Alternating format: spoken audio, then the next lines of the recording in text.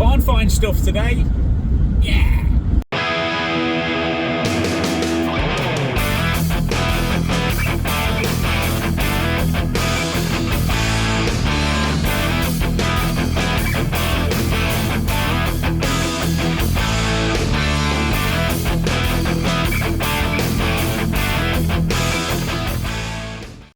So a guy called Dave has been in touch. We have some bikes off him previously. He's got about 10 bikes left that we're going to go and pull out of his barn. Last time I went up, the barn wasn't in great shape, so just got to make sure the moisture hasn't got into a lot of places. But no, these are the exciting ones. These are the ones that are not easy to find, and a load of stock for us, you know, kind of in one hit.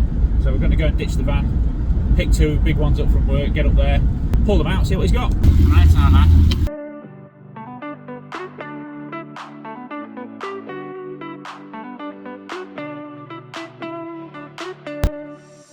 So this is where the bikes have been stored away for quite a long time.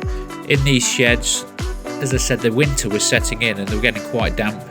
We had to push them all the way across this grass, which was very damp, very slippy. Some of the brakes were seized on, etc. But we managed it. We got them all out. This is the first going in there. So taking the padlock off, quick look round on what was left.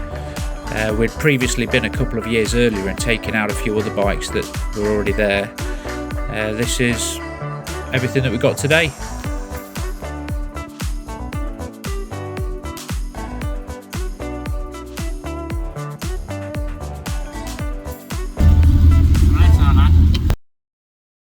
So there we have it. This is when they're all out and just before they go on the van. A few stills of the bikes. There's a few more than this, but if you subscribe, we're going to do a video for each bike, just the process we go through.